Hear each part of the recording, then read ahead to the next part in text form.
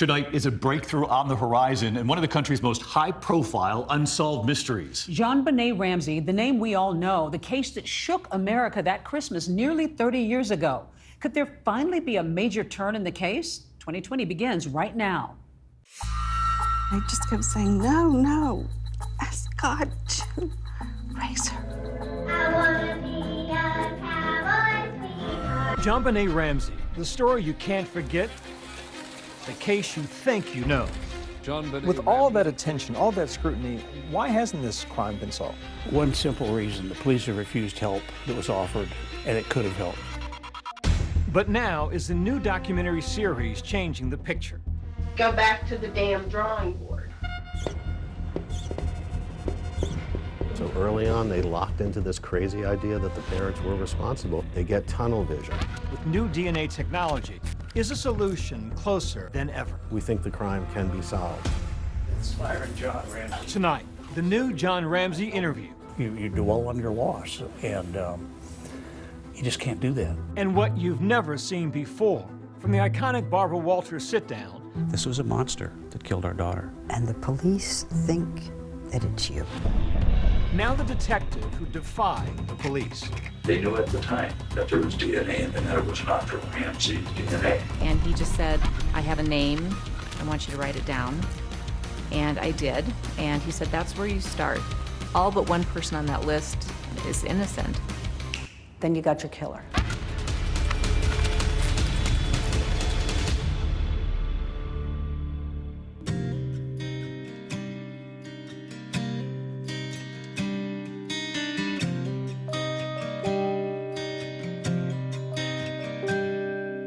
She was a beautiful child of God. We knew she was special. We knew she was going to make a difference. We certainly didn't expect it to be this way. And yet, here's a child who is known literally around the world. So she did become special. JonBenét Ramsey. She enjoys playing with the rabbit. She is the special little girl, forever 6 years old. While JonBenét Ramsey remains frozen in time, her father has endured nearly 3 decades without justice, without answers, and without his daughter. I sat down for a new interview with the now 81-year-old John Ramsey. Hello, sir. Byron Fitz. Byron John Ramsey. I had JonBenét bless my life for 6 years, and she really was a blessing. Just an amazing little kid. She was daddy's girl. She was daddy's girl, big time. Do you allow yourself to think, what if this hadn't happened? I don't. I did run into one of her little friends on the street who was now, 30 and an adult. And that was a little bit of a jolt to think, wow, could have been JonBenét. She's still my little girl. That's the picture I have in my head when I think of her. Ramsey has renewed hope that his daughter's killer can finally be found, confident that advances in DNA technology are the key to solving the mystery. There's been a number of old cold cases solved using this genealogy research. There was no more important story in the country than the disappearance and the death of your daughter. Police have still not named a suspect. It's now been 12 days since JonBenét Ramsey was murdered. Officers have spent more than 3,000 hours processing evidence and interviewing more than 90 people. With all that attention, all that scrutiny, why hasn't this crime been solved? One simple reason: the police have refused help that was offered. They had no experience. They didn't have a homicide department. That police response and its aftermath is the focus of a new Netflix docuseries, Cold Case: Who Killed JonBenét Ramsey? Someone killed this 6-year-old child. You have a small-town police force that gets a crime that they're not used to. Is it fair to question the Boulder Police Department's experience, ability to investigate a homicide? I don't think so. Just because you have one homicide in a year, I think is actually a sign of remarkable strength in a community. This was the first murder in Boulder that year, and it was December 26. So they don't have a lot of murders, particularly where a little girl is tortured to death. John Ramsey worked with award-winning documentarian Joe Berlinger, who says he wanted to shed new light on what he calls one of the most brutalized families in American history. Obviously, he wasn't legally wrongfully convicted, but he was wrongfully convicted, and his wife, Patsy, the family, were wrongfully convicted in the court of public opinion. You still feel like it's a cloud over your family name? Yeah. Because I guess because there are still people in the country who still believe Absolutely. that your wife were responsible. No doubt. And we could have the killer confessed, arrested, in prison, and there'd still be 5 to 10% of the population that, yeah, it was the father, or yeah, it was the mother. The hit docuseries has sparked a new generation of interest on social media. Okay, one of my girlfriends and I have a new JonBenét theory, and I want to float it. I just finished the JonBenét Ramsey new documentary on Netflix, and holy I need to know what happened to JonBenét Ramsey. With the wave of renewed scrutiny, the Boulder Police Department issued a video statement last month. So much of how law enforcement works has changed in the last 30 years. There are a number of things that people have pointed to throughout the years that could have been done better, and we acknowledge that is true. However, it is important to emphasize that while we cannot go back to that horrible day in 1996, our goal is to find JonBenét Ramsey's killer. That horrible day in 1996 began at Christmas time in the storybook neighborhood where the Ramsey family lived in Boulder, Colorado. There's a saying here in Colorado that Boulder is 30 square miles of fantasy surrounded by reality. It's very wealthy, it's well-to-do. John and Patsy Ramsey lived in a 6,700 square feet Tudor there on 15th Street. John Ramsey was the CEO of a computer services company. He'd suffered tragedy before when his 22-year-old daughter, Beth, died in a car accident. In 1980, he married his new wife, Patsy. By all accounts, they were a happy couple. Patsy was a high society woman. I'm a daughter. I'm a sister. I'm a friend. I'm a wife and a mother. John used to just tell people that I invested in futures, the futures of my children. That's how I usually answer my occupation. John and Patsy Ramsey had 2 children together. Their firstborn was Burke, 9 years old, and JonBenét, 6.5, in kindergarten. My name is John Andrew Ramsey, JonBenét's half-brother. JonBenét was just an energetic and fun kid. Patsy Ramsey was a former beauty queen, Miss West Virginia. By the time JonBenét was 4 years old, she was in the pageant system herself.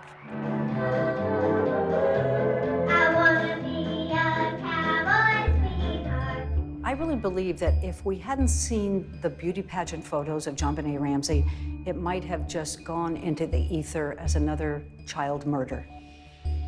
This one captivated us because we saw the beauty pageant pictures.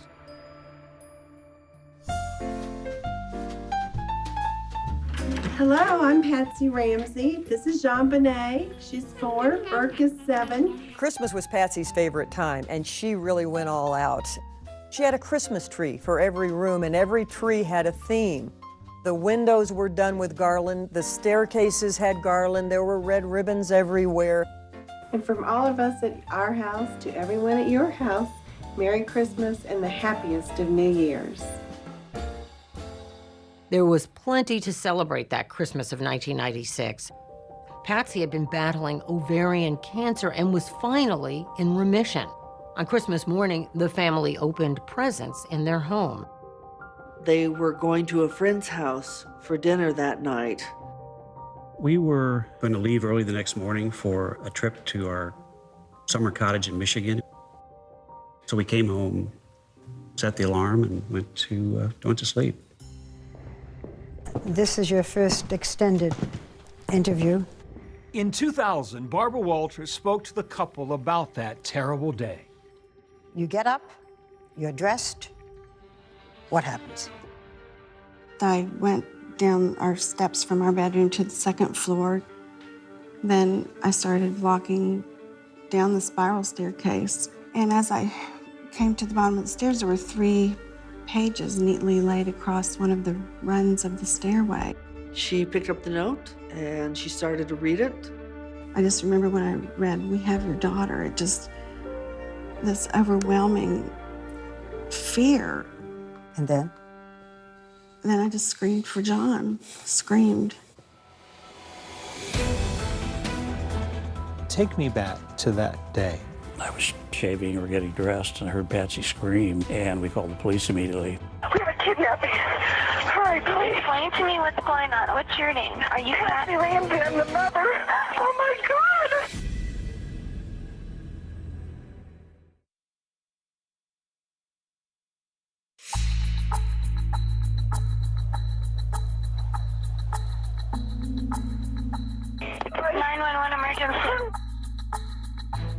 I was the call taker that night shift when the call came in. Police, what's going on 15th Street? What's going on there, ma'am? We have a kidnapping. Hurry, please. Explain to me what's going on, okay? There's a note left and our daughter's gone. There's a ransom note here. It's a ransom note? Oh my God! Please. She's hysterical. She says there's a kidnapping. Please. I'm sending an officer over, okay? Please. Do you know how long she's been gone? No, I don't. Please, we just got out and she's right here. Oh my God, please. The note said, if you do anything, if police come, if FBI come, your daughter will die. You called 911. Yes, I did. I had to do something. I had to take action. And I mean, all this happened in a matter of moments. Patsy Ramsey called 911 at 5:52 a.m., and the first officer from the Boulder Police Department arrives 3 minutes later at 5:55. We called friends for help at that point. Your daughter is gone. Desperate. She's in the hands of a madman. My phone rang. Pam, they've got her.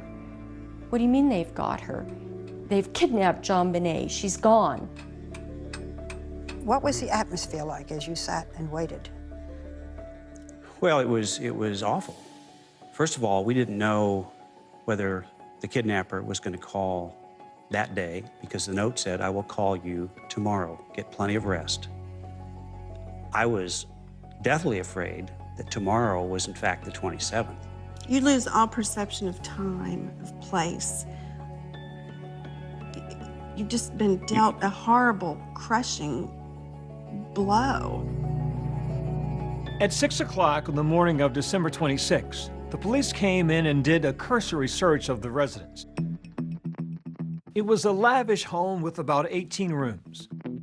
The police did a terrible, terrible job securing that scene. And if you don't secure the scene, you don't get good evidence. The mistakes they made were outrageous, they were mystifying, they were mistake after mistake after mistake. People were streaming through that house. They were in the kitchen, they were in the living room. There were some friends of Patsy's that were helping her wipe up the kitchen. There could have been fingerprints there. You had friends that were Windexing the sink and washing dishes. And People were making toast in the kitchen. And yes, a kidnapping is a crime scene, but we were so focused on getting JonBenét back. That was the task. What we have learned is that everyone should have been sequestered into an area so that people weren't roaming around the house. And that was a mistake on my part. The reason I didn't is because these people were the Ramsey's support system. There was no information at all to indicate the family was involved at that point. It was a crime scene, and it was getting contaminated. The note was being passed around and reviewed by all of their friends. Of all of the evidence left behind, that ransom note is the most baffling. Number one, it is too damn long. A ransom note is not that long. A ransom note says, I have your child, I want $1 million, I'll call you later. The note was 3 pages and written in longhand. That ransom note was the War and Peace of ransom notes. It begins, Mr. Ramsey, listen carefully. You will withdraw $118,000 from your account. $100,000 will be in $100 bills, and the remaining $18,000 in $20 bills. You think about this number and how is it relevant? And it's relevant because John Ramsey got a bonus from his company for $118,000. How many people knew that? I'm going to guess not a lot of people. This footage of Barbara Walters' interview with the Ramseys in 2000 has never aired until now. The ransom note asked for an odd figure, $118,000. That was a bonus that you had received. Well, that was one of the theories that I came up with, that it was close to the net amount I'd received that year as a bonus. 118 means something to the killer. We know that. We believe that. Whether it's tied to my bonus or something only the killer knows, we don't know. Did you know that your husband got this kind of a bonus? Not at the time, no. Lou Smith, a detective who would later be brought into the case to re-examine the evidence, noticed something else unusual about the ransom note. Some of the phrases appear to mimic lines in movies about kidnappings. Lou Smith recorded his observations about the case. John? The movie Ransom was playing in Boulder. I have your son. Oh, Jesus. I want $2 million. Oh, God. In that particular movie, a fat cat industrialist, his son was kidnapped. There's a lot of the same verbiage in this note as was in even a note that was written in that particular movie. If we catch you talking to a stray dog, she dies. A kidnapper says a similar line to Clint Eastwood in the movie Dirty Harry. If you talk to anyone, I don't care if it's a Pekingese pissing against a lamppost, the girl dies. You and your family are under constant scrutiny, as well as the authorities. Don't try to grow a brain, John. That's a line used by a terrorist in the movie Speed. Do not attempt to grow a brain. Our guy's a real watcher of that particular type of movies. The ransom note was a vital piece of evidence. Police need to figure out who wrote it and when.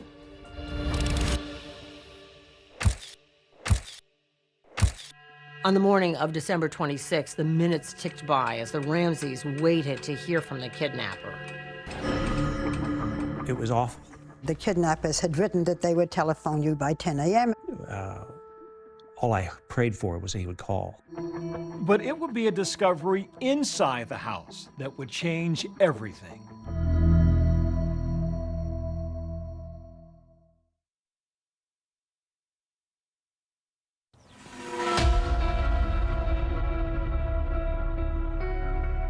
The ransom note that Patsy Ramsey says she found indicated there would be a call between 8 and 10 a.m. The police had prepped me on how to respond in a phone call, and it's very important that you hear JonBenét's voice.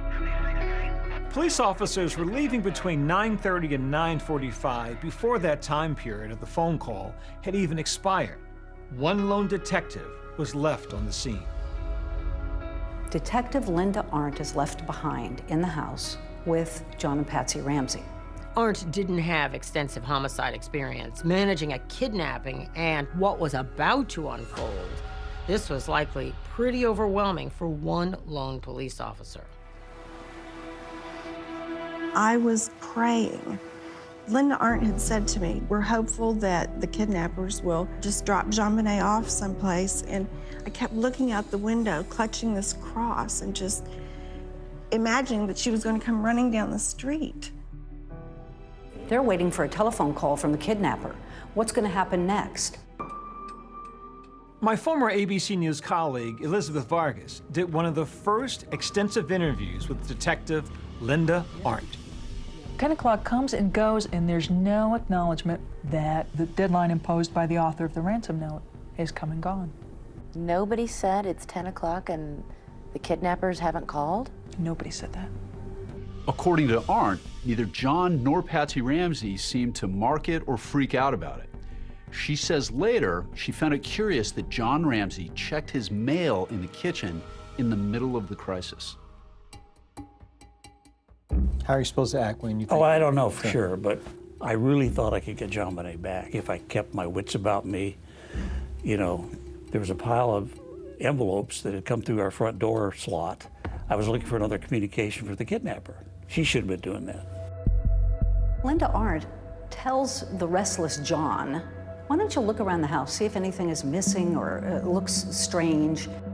Check the house, top to bottom. Look for anything that might belong to JonBenet that is in place where it shouldn't be.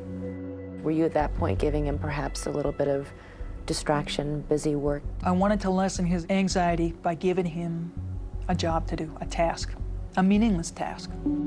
John took a friend with him. They went to the basement, and John opened the door. You opened the door to the small room. I knew instantly what I'd found. I'd found my daughter. She was lying on a white blanket. The blanket was wrapped around her. Her hands were tied above her head. She had tape over her mouth.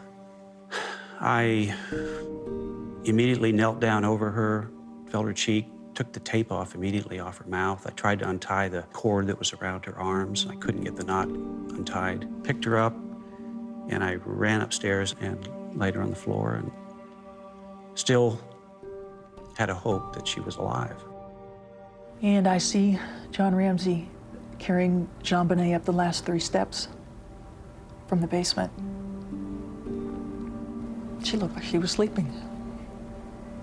She had some marks on her face and on her neck. I knelt next to her and I leaned down to her face.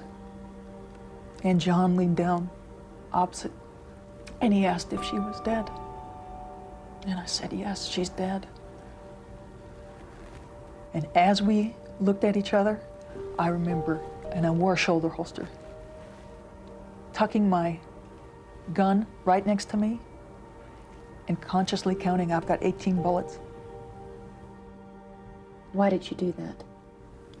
Because I didn't know if we'd all be alive when people showed up. She clearly felt in danger at that moment. She made it clear that she thought John Ramsey killed his daughter and that he might kill her.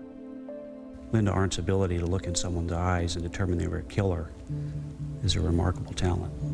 We reached out to Detective Arndt to ask her about her reaction back then, but she did not respond. Ramsey has long been upset with her.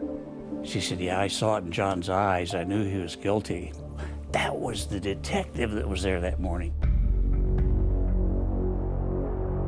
How is it that you have all these cops searching a home and nobody finds the body, but you asked John Ramsey to go look for things out of the ordinary, and he finds his daughter in a room that had never been opened by anybody in law enforcement? That's crazy. He lays her on the living room floor where just a few minutes before, friends and neighbors have been walking and, you know, bringing in fibers and whatever to contaminate the scene. And then the coup de grace. He grabs a blanket, which is full of who knows what kind of contaminants, and throws it over the body. Patsy was being kept out of the room, and I didn't want Patsy to see JonBenét laying there like that. I remember walking in and seeing her lying there in front of the Christmas tree. I knelt down over her and just laid my body on her body and my cheek against her cheek, and it was cold. And Father Raw was there. And he started saying the last rites, I believe. And I just kept saying, no, no, you know, ask God. Ask God to raise her.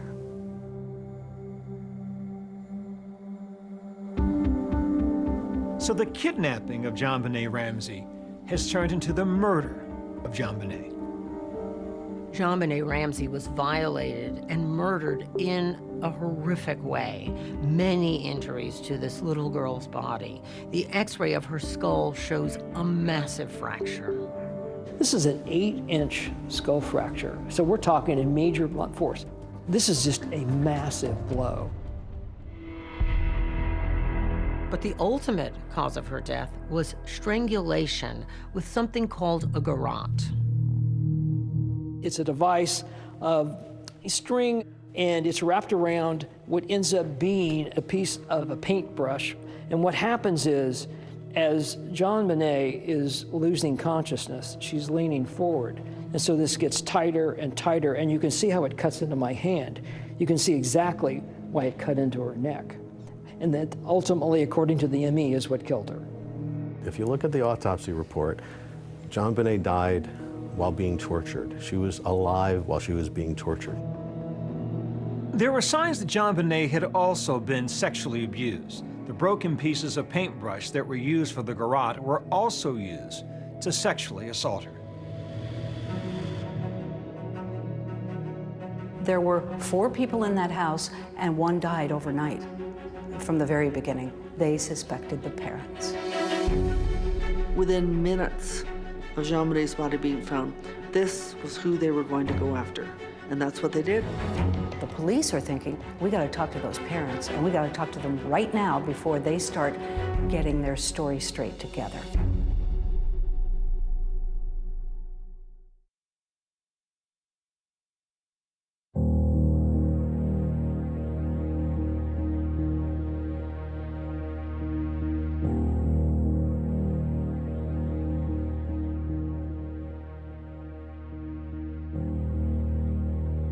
When JonBenét's body was brought out past the candy canes decorating the front of the house, there were only a couple of reporters outside to capture that.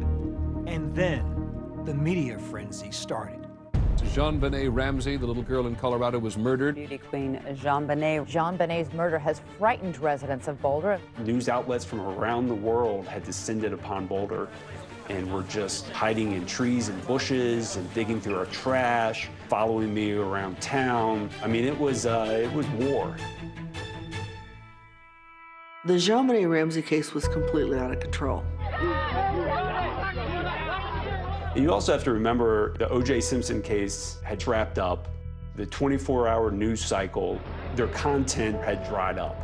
And so along came the Ramsey family, and we fit right into that slot. JonBenét Ramsey was a precocious 6-year-old. She had been strangled to death in the basement of her own home. You have the shock, this incredibly horrendous crime, and then you have these videos that surface of this beautiful young girl. JonBenét Ramsey!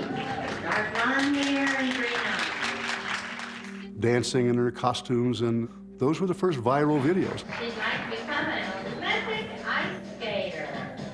People who didn't really grow up in the South and understand that industry, the industry of beauty pageants, thought it was the most horrible exploitation of a child they'd ever seen. So when those images started playing across the television, people started thinking, what's wrong with that family? For many, this was their first glimpse into the world of child pageants. Long before shows tested 15 like Toddlers and Tiaras. Number 65, Alana. But John Ramsey tells me it was something that would bring joy to JonBenét and his wife, Patsy. The pageant photos came out, and that made it more juicy. Yeah, yeah. And that was just something that Patsy and JonBenét had fun with. JonBenét never participated in what I would call a beauty contest. She participated in a talent show. She would sing and dance? She would sing, she would dance. I want to be a cowboy sweetheart. I want to learn to rope and to ride. These were such a small, minuscule part of what JonBenét was all about. I think it's just because the photographs were so available and so beautiful that it took on a life of its own. It's part of what turned it into an international circus. This little girl's image was everywhere overnight. The biggest negative factor about John and Patsy Ramsey was that they had allowed their daughter to be in child beauty pageant contests, and people did not like them. But to think they would murder their own daughter was unimaginable. Yet police found evidence that, in their minds, pointed towards the Ramseys. When you start with children of this age, when they die, tend to die at the hands of their parents. So the focus is naturally going to be on the parents to begin with. Now, in the house, the ransom note is written on a pad that belongs to Patsy. This is the notepad. This location right here is where the note was physically found by Patsy. The pen that was used was in the house. The garrote that was used in JonBenét's murder also got the attention of investigators because of what it was made of. It basically is an artist's paintbrush that's broken, and what's important is that it actually came from Patsy's art supply. And there were even fibers on the backside of the duct tape that had been on JonBenét's mouth from Patsy's clothing. And that was important, but Patsy lived in the house, so those could have been there anyway. The police started thinking, well, maybe this is just a cover-up, that the Ramseys harmed their child some way, then panicked and tried to create basically a kidnapping scenario. Patsy and John should have been taken to the police station immediately for separate interviews, for examination of their body for defensive wounds, for collection of their clothing. That never happened. At this point, they haven't interviewed the mother or father. Not surprisingly, they're still very grief-stricken. They have not been in any kind of condition to be interviewed. My father, myself, we all marched into that police station, gave blood, we gave hair, we gave fingerprints. The thing that really stuck with me is two detectives hand me their business cards, and one says narcotics officer and the other says auto theft. And I bury my head into my hands, because I knew at that point we were in a bad spot. Though the police had spoken to John Ramsey after JonBenét's body was found, what they really wanted to do was formally interrogate the couple. The police are thinking, we got to talk to those parents, and we got to talk to them right now before they start getting their story straight together. Your lawyers advised you then not to submit to police questions. Why not, people say? Wouldn't you have wanted to tell them everything? Well, I don't recall that our lawyers told us that at the time. We said, you know, yeah, we want to keep working with you, but can't you come here? We can't go out. Patsy was in bed. Patsy was barely able to move. We were perfectly willing and anxious to work with the police to find the killer. We had a higher priority at that point, and that was to bury our daughter. The family is flying the body back to Atlanta for burial. On New Year's Eve, JonBenet was laid to rest just outside Atlanta, Georgia. This service is in loving memory of JonBenet Patricia Ramsey. We flew back to Atlanta to bury JonBenet. Atlanta being our home. Atlanta being where my oldest sister Beth is buried. We give thanks today for JonBenet, for the love that she had for her parents. I want to go back to the funeral. Whatever we do, we're gonna go through it together. We may not get far, but sure as the star, wherever we are, it's together. Wherever we are, it's together. We sang that. She and I sang that together. We'd sing it driving in the car, and we just knew that we would always be together in everything. I wanted my children to know that I was with them through thick and thin, regardless of what happened in life. You know, unconditional love. Oh, look at that. You can go places now. Everybody wanted to see these parents. Everybody wanted to talk to these parents, especially the police. When you realized that you two were the prime suspects, what did you think?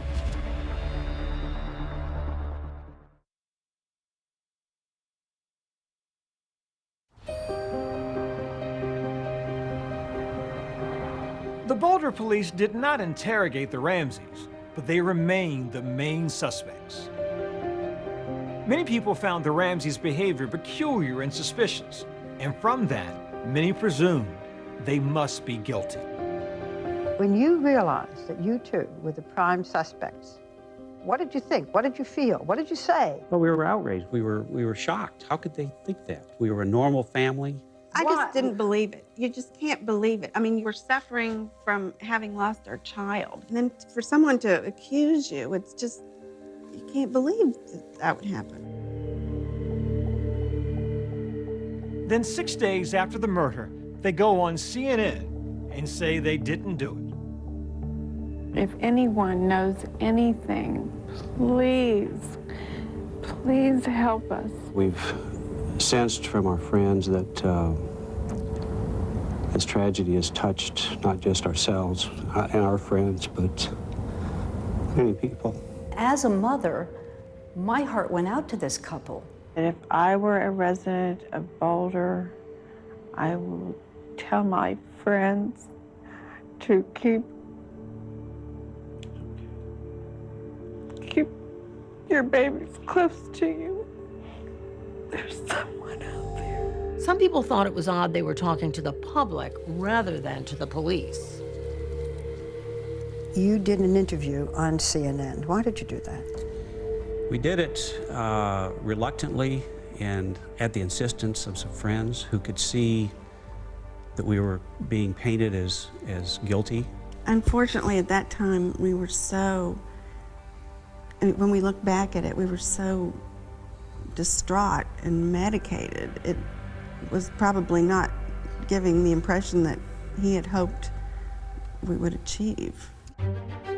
Police end their 10-day search of the Ramsey house and remove the crime scene tape. It is unknown if the family intends to resume residency at the home. We have no comment on the whereabouts of the family at this time. Starting from the beginning of this case, we, the media, lapped up what the Boulder Police Department wanted to tell us about what they were doing in the JonBenét Ramsey case. For the most part, the police didn't say much. They didn't leak a lot of information. But when they did, it was major. They thought the mother did it.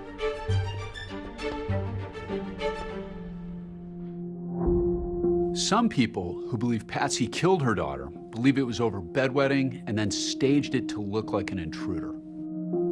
The bedwetting theory was a big theory at the time.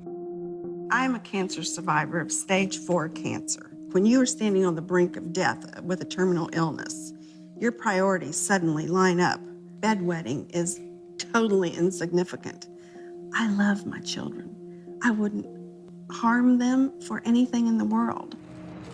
But many Americans were riveted by that possibility that the Ramseys might have done this. Some of the authorities have said that you staged this, that you loosely tied your daughter's hands, that you put the noose, the garrote, to make it look as if some terrible person had done this, that this whole picture was staged. Well, that's absurd. This was done by a terrible person. The garrote was deeply embedded in JonBenét's throat. Her hands were tightly bound. I couldn't get the knot untied. I tried to get it untied even before I brought her upstairs. And to say that we accidentally murdered our daughter and then staged this is nonsense. If we had staged it, why would we have disturbed it? Mr. and Mrs. Ramsey, did either of you have anything to do with the death of your daughter? No. No. Mr. Ramsey, did you kill JonBenét? No, I did not. Mrs. Ramsey, did you kill your daughter? No, I did not kill my daughter. How do you feel when I ask you these questions? Insulted, pain, hurtful. How can I tell you how much I love my daughter? I love her from the depths of my being. It's just unimaginable. There was a Gallup poll at the time that said something like 70% of the American public thought that you or your wife were guilty. I remember reading that. And it's like, well, I get it. That's what you were told over and over again. There's so many puzzle pieces here that just don't fit. Do you really think your daughter's murderer will be found? Yes, I do. Because the killer has never been pursued. An objective, wide investigation hasn't taken place. The parents have been focused on. That's all that's been done. I think it's solvable. I really believe it's solvable given today's technology. There are a lot of people in this country who hope that that crime is solved in your lifetime. The suspect might be out there and be someone who's completely unknown, who has never been on anyone's radar. What we know is that just within a few mile radius of the Ramseys' home, there was approximately 38 to 40 sex offenders in that area. And the question is, have they all been completely vetted? And decades later, granddaughters of one of the investigators joined the search for the killer. There's a lot more evidence to cover and more myths to debunk. But I do want to get the truth out there. Was it an accident? Was it intentional? Premeditated? I want to say something to the person or persons that took took this baby from us. The list of suspects narrows. Soon, there will be no one on the list but you.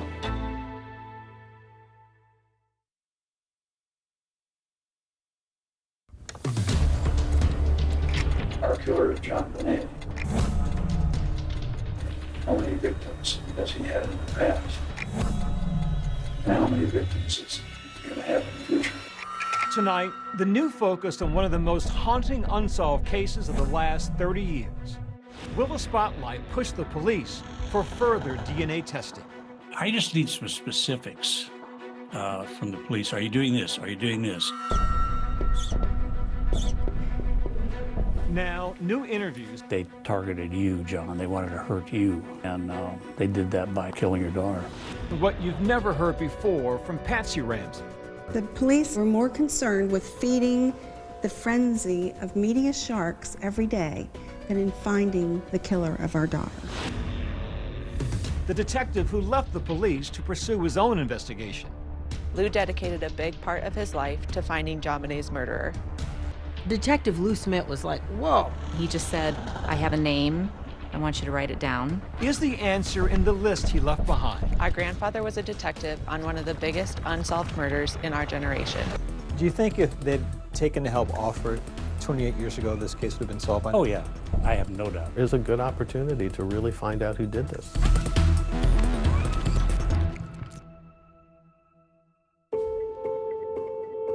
JonBenét Ramsey. JonBenét was an entertainer. She would entertain at the drop of a hat. She loved to sing and dance and perform. It was a natural for her. I competed with JonBenét. She had all these wonderful costumes and outfits, and she had this presence. Third runner-up, JonBenét Ramsey. It wasn't really a competition to her. It was more of like, this is fun, like let's go on stage and do that. My name is JonBenét Ramsey, and I'm 5.5. What is your favorite animal at the zoo? The monkeys, because they laugh and stuff and hang around. Today, JonBenét Ramsey would have been 34 years old. I was her age. She would be my age now. She would be pursuing her own career. She never got to grow up. She is frozen in time now.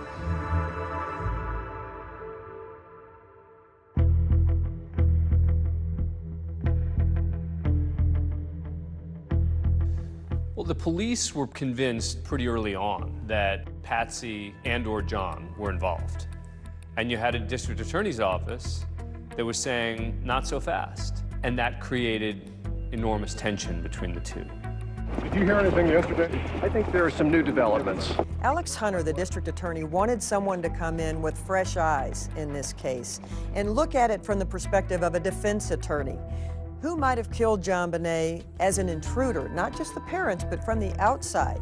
Boulder DA Alex Hunter brought Lou Smith out of retirement to help solve the Ramsey case. One of the great challenges is to try to do the case right.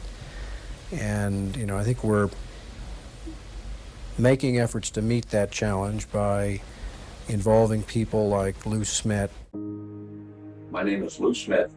I'm a retired homicide detective from the Colorado Springs Police Department.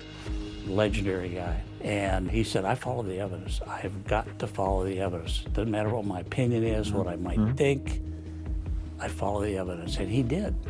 And that takes a lot of discipline. Smith had a history of closing cases. He had such tenacity. He was a bulldog. Once he got something in his mind, you know, once he got the reins in his teeth, he was not letting go. Lou Smith was my father. He was just known as, you know, the detective that solved cases. When he got to a murder scene, he spent time dictating everything he saw. Where the sun was in the sky, what the weather conditions were like, what the neighboring houses looked like. The legend of Lou Smith is now the stuff of podcasts with granddaughters Jessa and Lexi unspooling the crime for a new generation. He advocated for the victim and stood in their shoes. So that's why we've chosen The Victim's Shoes as our podcast name. Prior to this case, Lou Smit had investigated over 200 homicide cases that led to arrests and convictions. Lou dedicated a big part of his life to finding JonBenét's murderer. When he started his investigation, he felt like everybody else did, that it was probably one of the two parents. It seemed as though the parents were probably involved in it. I thought this would be a fairly easy case. I thought it would be a slam dunk. And I even remember talking to my daughter. I kind of joked with her, saying that, you know, if somebody did get in the house, it must have been Santa Claus coming down the chimney. It was within a couple of days after my dad started on the investigation, when he had a chance to review pictures, the evidence, that he was already saying, I think that they need to look the other way. He was already noting in his journal that he felt that they needed to look at an intruder. Lou came up with the intruder theory. You can't think about that theory without associating it with Lou Smit. The first thing that stood out to him was an open window in the basement. There was a suitcase propped up against it. He didn't buy the Boulder Police Department's conclusion that no one could get in that basement window. He began to say maybe somebody did get into that house. And I'll show you how easily it can be done. So what did Lou Smit do? He went and climbed in the window himself with a camera rolling to prove that it could be done.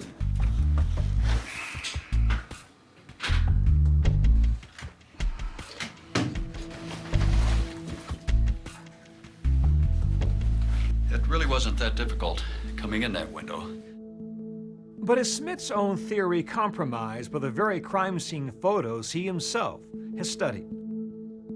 There are cobwebs in the window, which could support that no one did go through this window. The big question is, could you have gotten through this window, this small window, without disturbing this cobweb? I think the answer to that is maybe. But the other important point is, how soon was this picture taken after JonBenét was killed? Because spiders can replicate webs very fast. Also found in the basement by JonBenét's body, a shoe print, a high-tech brand that did not match any of the shoes in the Ramseys' house. The investigators believe, and maybe rightly so, that that's the bad guy's footprint. The counter-argument is that footprint image could have been inadvertently left by police officers at the scene, but a more disturbing image in Lou Smit's investigation comes from two marks left on JonBenét's face and back. The marks themselves, both on the back and on the face, were the same distance apart. Suddenly a little light went on, and it was just like, wait a minute, it was a stun gun. Smit looked at other murders where a stun gun was known to have been used. He examined photos of a crime victim who had a known stun gun wound. And the marks are very similar to the face of JonBenet. He also looked into an experiment performed using stun guns on pigs. These marks were also the same as the marks found on JonBenet. When we did the pigs, we get perfect marks, just almost like on the back of JonBenet. This brings back our grandpa's whole motto that things are usually what they seem.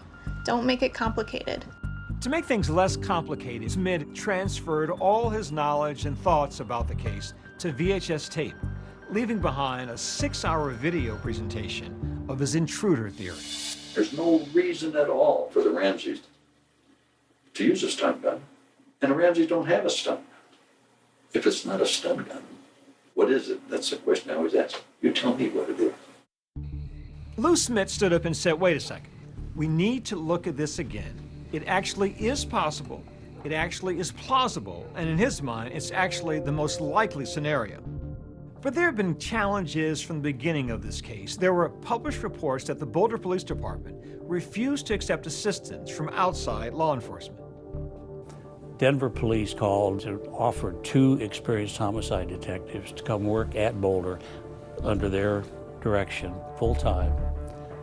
They turned it down. Do you think if they'd taken the help offered 28 years ago, this case would have been solved by now? Oh yeah, I have no doubt. I've been told by experienced homicide detectives over the years, you know, this is not a hard case to solve, but they needed to be on it immediately.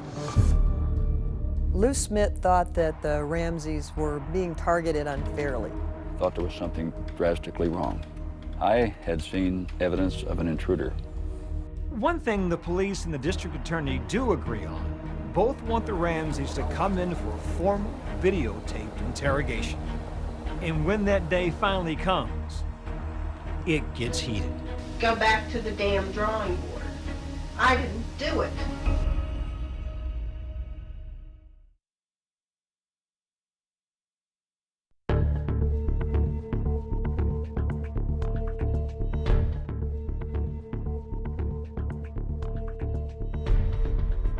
Within a few weeks of JonBenét's murder, police had an important clue: the discovery of foreign DNA found underneath her fingernails and in her underwear. DNA that does not match the Ramsey family, and it shows a foreign male presence. They sat on that for months. They knew at the time that there was DNA in her panties. That it was mixed foreign DNA, and that it was not from Ramsey's DNA. Not Patsy's, not John's, and not Burke's. Detective Lou Smith was like, whoa, while you're pouring water all over the intruder theory, you're not revealing that you have unidentified DNA and it doesn't match anybody in the Ramsey family. Lou is just incensed that the focus is still being, well, it could be Patsy, maybe we need to get her to confess. The police had eventually interviewed the couple 4 months after JonBenét's death, but now authorities want the Ramseys to come in again for videotaped interrogation. There were months and months of negotiations. Things about whether they could be videotaped. What are the questions going to be? Should the Boulder police be a part of it? Because the Ramseys said, we don't trust the police. We don't want them there. Ultimately, the interrogation took place at a different police department, and the Boulder police had to watch it from another building. The Ramseys finally sit down with the police for 3 days of videotaped interrogations in June 1998, a year and a half after JonBenét's murder. We were there for as long as they wanted, would have stayed for 2 weeks had they wanted. The myth that we didn't cooperate is nonsense. When you were interrogated by the police, you were interrogated separately. Yes. Today is Wednesday, June the 24th, 1998. I'm president of the Broomfield Police Department. Tricia Ramsey. Tom Haney, who was one of the most respected homicide detectives out of Denver, was chosen to interview Patsy Ramsey. Patsy Ramsey had a year and a half to prepare. I knew that it was going to be tough to get a spontaneous response. Do you ever recall purchasing black duct tape like this? It seems like there can't be a house in the world that doesn't have duct tape because it repairs everything. Well, I never liked it because it's so gooey. Isn't it gooey? He started out softly and kindly and curious, and then he got pointed with his questions, and that made Patsy angry. If I told you right now that we have, in the process of being examined, trace evidence that appears to link you to the death of JonBenét, what would you tell me? That is totally impossible. Go retest. How is it impossible? I did not kill my child. I didn't have a thing to do with it. She said it was impossible that we had physical evidence linking her to the crime. I'm talking about scientific evidence. I don't give a flying flip how scientific it is. Go back to the damn drawing board. I didn't do it. John Ramsey didn't do it, and we didn't have a clue of anybody who did do it. I am so taken with her swagger. She just tells them, you know, you think you have some evidence on me? Well, you better look again. We love that child, okay? We're not involved. Read my lips. Let's find out who is. My life has been hell from that day forward.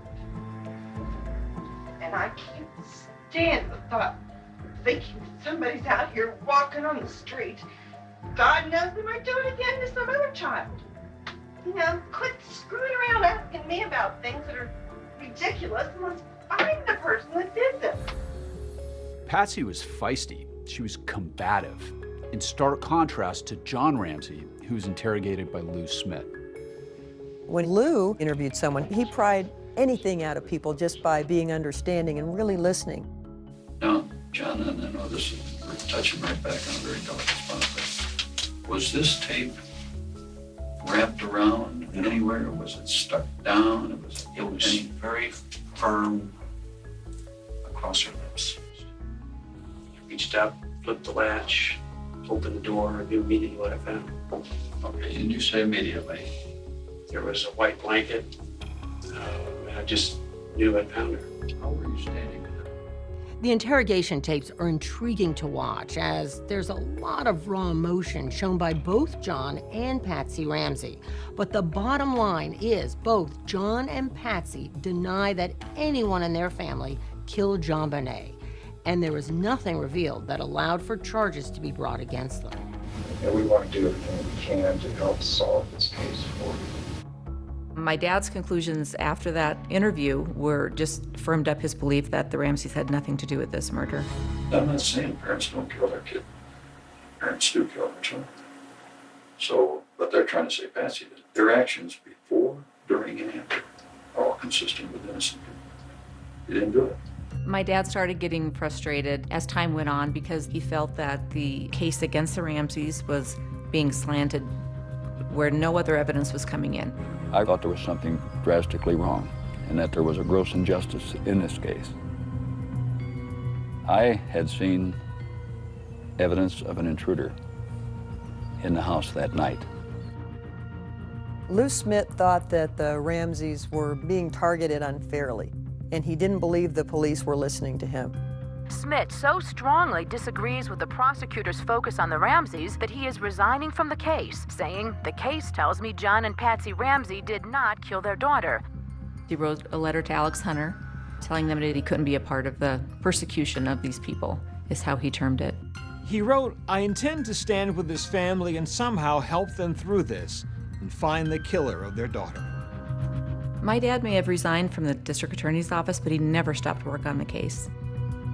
He walked in JonBenét's shoes, and he owed it to her, he felt, to continue his investigation.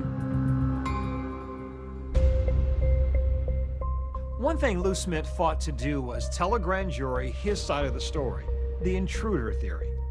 There were too many unanswered questions. In particular, that male DNA in JonBenét's underwear that didn't match anyone that they knew of. Who could it be?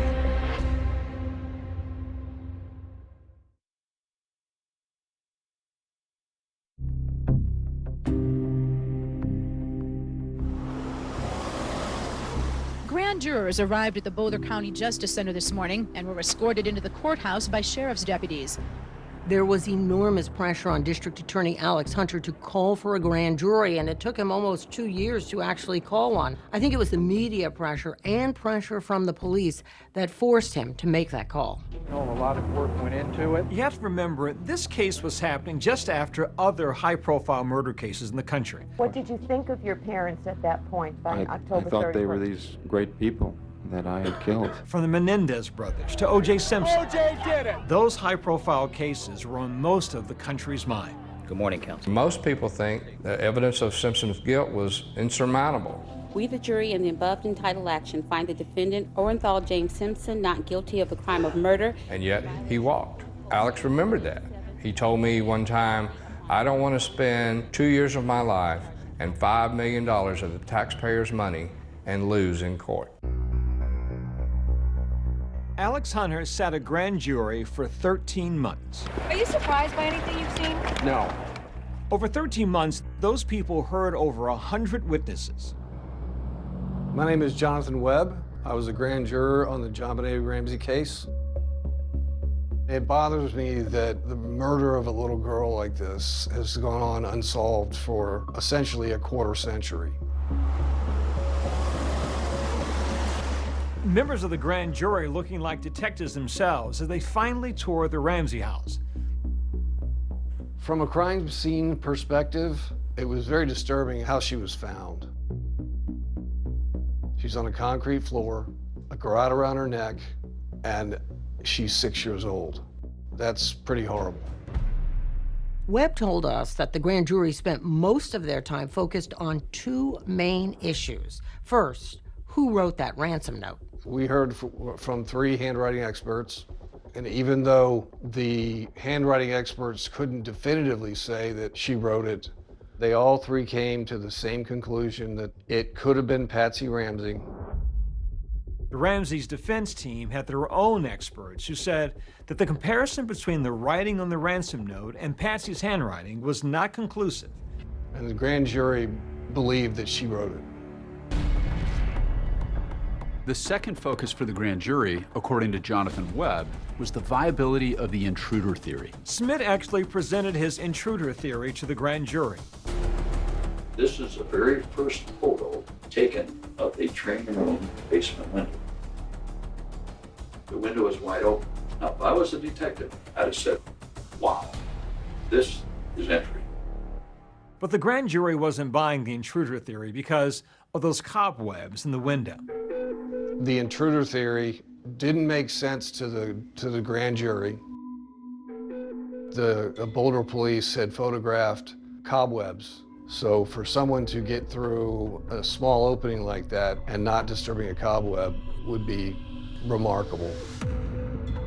A grand jury doesn't decide guilt or innocence the way a regular jury does. The grand jury is only there to decide whether or not there's probable cause to charge the suspects with a crime. We were troubled by, to what level of confidence do we need to have to vote to indict? And it's the preponderance of the evidence, which means greater than 50%. And soon after that, we voted to indict. The grand jury was looking at 2 specific accusations for the Ramseys: child abuse resulting in death and accessory to a crime. The grand jury couldn't point the finger at Patsy or John specifically, but they were sure that one of them committed the crime and the other person helped to carry it out. This is 7 News at 5. There is high anticipation in Boulder right now for a Ramsey decision, and we are about to hear an announcement from Boulder DA Alex Hunter. I and my prosecution task force believe we do not have sufficient evidence to warrant the filing of charges against anyone who has been investigated at this time. I was shocked. It's extremely unusual for a grand jury to vote to charge and the DA not charge. I think deciding not to prosecute the parents for homicide was the right decision. No matter what you believe about the case, it would have been very difficult to get a conviction. Thank you very much. There were too many questions, in particular, that DNA in the underwear that appears to have been from a man didn't match anyone they knew of. That's why Lou Smith continued investigating even after he resigned from the case. He had condensed everything he knew about every person of interest into a spreadsheet. It's like a PowerPoint on steroids. It detailed 887 names.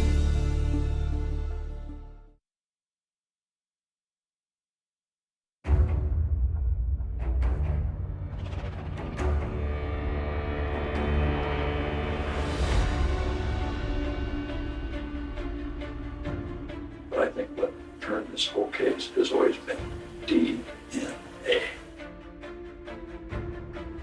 The killer left behind, I believe, part of his DNA. On their podcast, Lou Smith's granddaughter spoke about his focus on the DNA in the case. Over nearly 13 years, Lou took all of the information that he had on this case and developed a database. In this particular murder, he thought that DNA would solve this case. And thanks to major advances in DNA, a number of big surprises were about to come to the case. What became groundbreaking at the time was a thing called touch DNA. Essentially, when someone touches something, the skin cells they leave behind can be tested.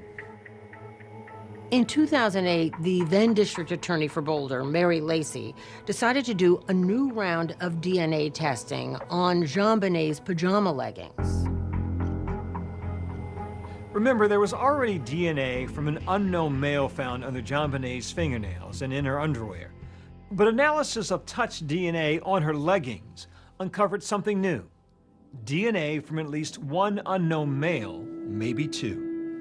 In recent months, investigators used that new procedure, which helped them discover fresh DNA on JonBenét's long johns, left by the killer's fingertips. Now new DNA analysis proves just that. The Boulder District Attorney clears all members of the Ramsey family in the murder of their 6-year-old daughter, JonBenét. That's a pretty big development. You've got DNA now in 3 places that doesn't match anybody in the Ramsey family. That's a pretty clear indication that somebody else was there, and nobody knows whose DNA it is.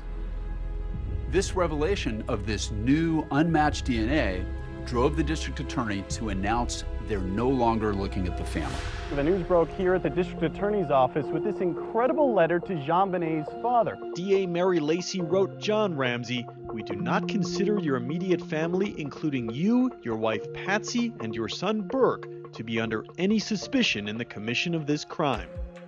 The DA also apologized to the Ramseys. She wrote in part, "To the extent that we may have contributed in any way to the public perception that you might have been involved in this crime, I am deeply sorry." John Ramsey responded to the DA's letter and the stunning development on a local newscast. We're certainly grateful for an acknowledgement that we are innocent, that this was an intruder, which of course we've always maintained. But this is a reminder how often that they are human beings and how often they get it wrong, how often their biases take them down the wrong path. Somebody told me in the police world, they said the most dangerous thing is a police department that's made up their mind. And that's really what happened in our case. All it takes is one match to the DNA, and you've possibly nailed the killer.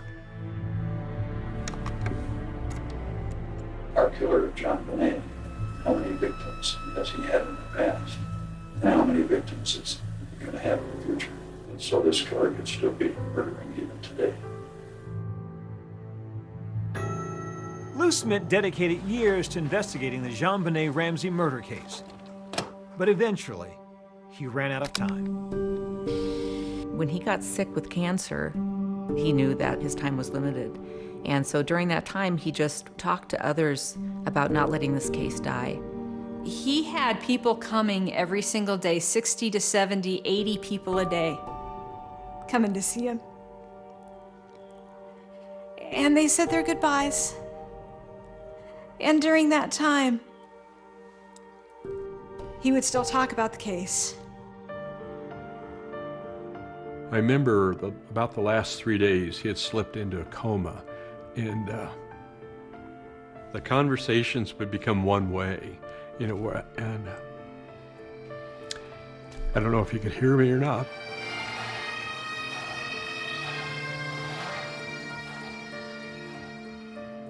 I'm John Ramsey. I had the opportunity to visit Lou a week before he died. Remarkably, during that time together, Lou talked a lot about the case. He hadn't given up. He never gave up. Lou Smith's legacy lives on, and his tenacity to solve this case was passed on to his daughter, Cindy Mara. And he just said, "I have a name. I want you to write it down."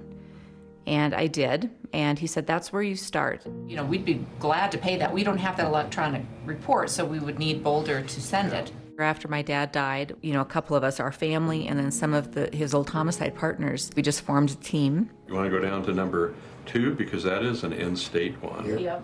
What we all share in common is that commitment to fulfill Lou's dying wish, that this case doesn't die with him. And I think it's that devotion, that respect, that love for Lou is what keeps our team moving forward. According to investigators, there were other possible suspects, including a local Santa in town who had previous interactions with the Ramseys. There's no way in the world that I could be involved in the death of this little girl. I adored her. But there's another man who comes forward and claims he's responsible for JonBenét's murder. I love JonBenét, and she died accidental.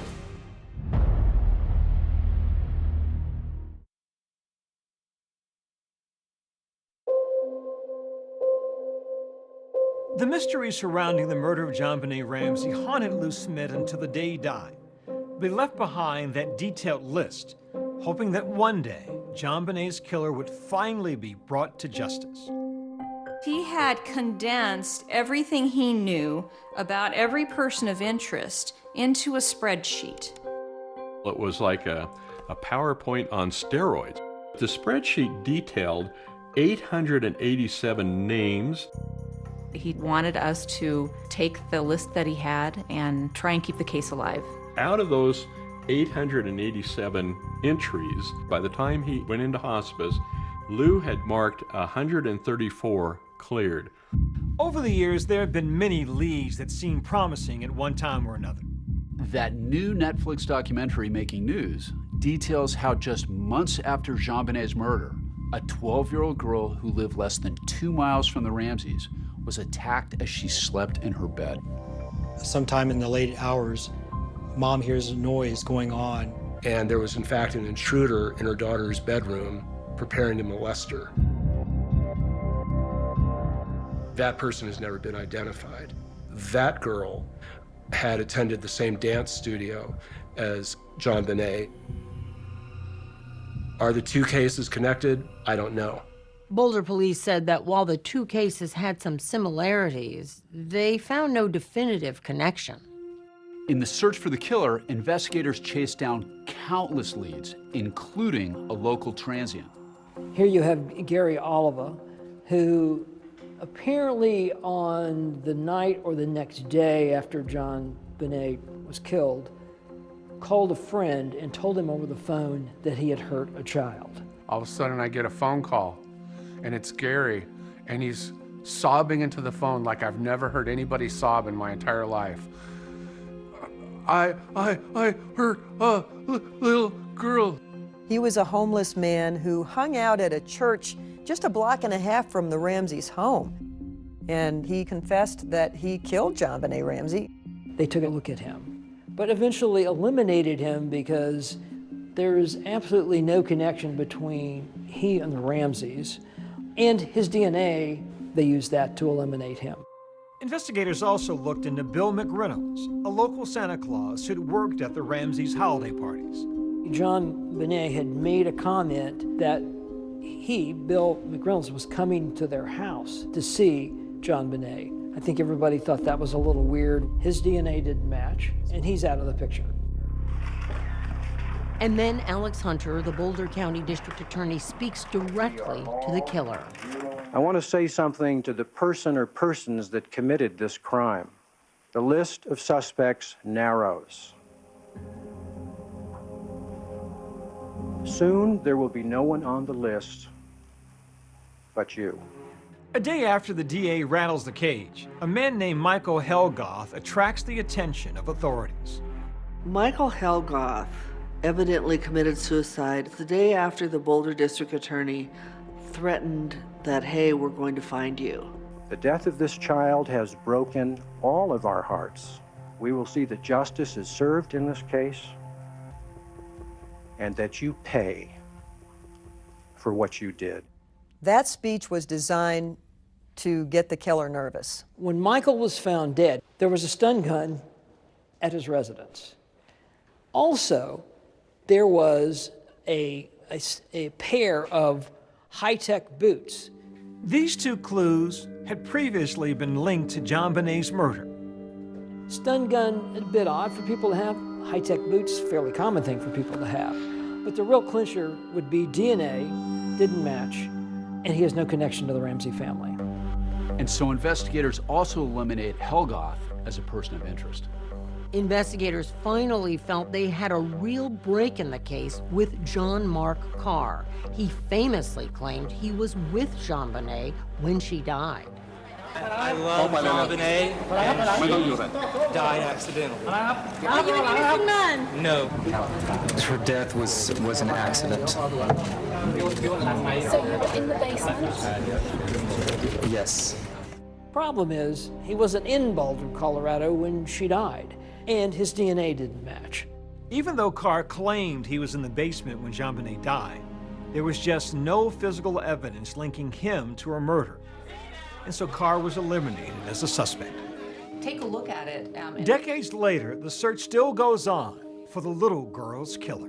What our team has been doing is focusing on collecting DNA and testing DNA. I think it's imperative that we investigate every credible suspect that's been provided. If we keep at it, hopefully we'll finally whittle it down to one person remaining on that list. Do you think you know who the killer is? You know, no, I don't. And this is a very dark, evil person. I don't know anybody like that. But could advances in DNA technology finally help catch the person who killed JonBenét?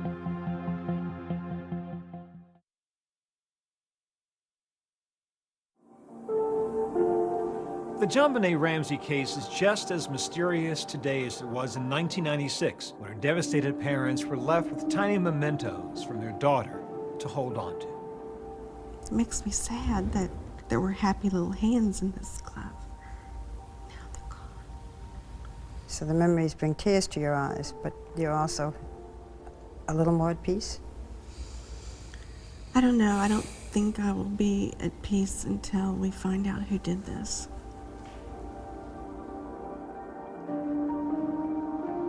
For Patsy Ramsey, sadly, her fight to find her daughter's killer ended in 2006 when she passed away. Patsy died of ovarian cancer. Yes. Went through all of that without knowing that she'd been cleared. That's correct. She was buried next to JonBenét in Marietta, Georgia. But the search for justice continues.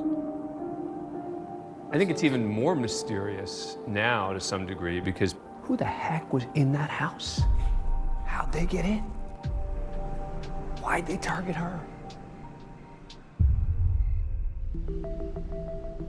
Lou Smith's family, dedicated to keeping the case moving forward, continues to work on whittling down a list they presented to law enforcement in 2020. And what we presented was a confidential list of our top 20 people of interest and the list of the 8 people of interest that our team had eliminated through DNA analysis. The technology has just advanced so tremendously. JonBenét's blood was mixed with unknown male DNA in her underpants, and we need to separate out those 2 profiles, which can be done now, and use genealogical DNA, which has been a huge tool in solving cold cases recently. That technique has solved some old, dead cold cases. That's what we're asking the police to do. Well, DNA science has progressed significantly since the early years of the JonBenét investigation, and investigators can now work with smaller, mixed, and degraded samples. There are still significant hurdles. What will be your message to the Boulder Police Department today? Look, just tell us, are you using one of these very cutting-edge labs to do additional DNA testing? If you are doing additional DNA testing, that's all I need to know. According to the Boulder PD, investigators are utilizing outside labs and experts in the latest technology. Our collaboration also includes the Colorado Cold Case Review Team, which is a panel of outside experts brought together in December of 2023 to review this case. Our department has had ongoing conversations with JonBenét's family, the last of which occurred in mid-2024. Our goal is to find JonBenét Ramsey's killer. Our commitment to that has never wavered. The family has not lost the will to fight and the will to find the killer. If we can find the killer, then the next generation doesn't have to live with that trauma and the unknown and the speculation. If we leverage the evidence, we follow the facts, we will find this killer.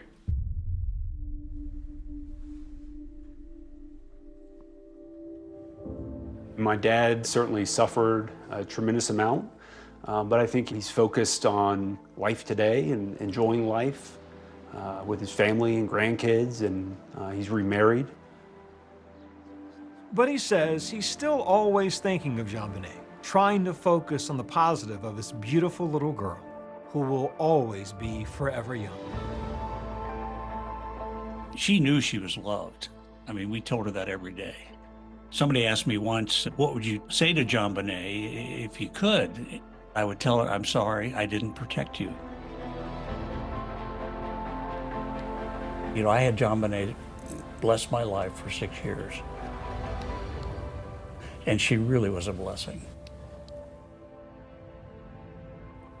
The Boulder DA tells 2020 that the office is continuing to work with federal, state, and local agencies to make progress on this tragic case. And David, Lou Smith's family says they're determined to continue making their way through that list. We're going to stay on this story. That's our program for tonight. I'm Deborah Roberts. And I'm David Muir from all of us here at 2020 and ABC News. Good night.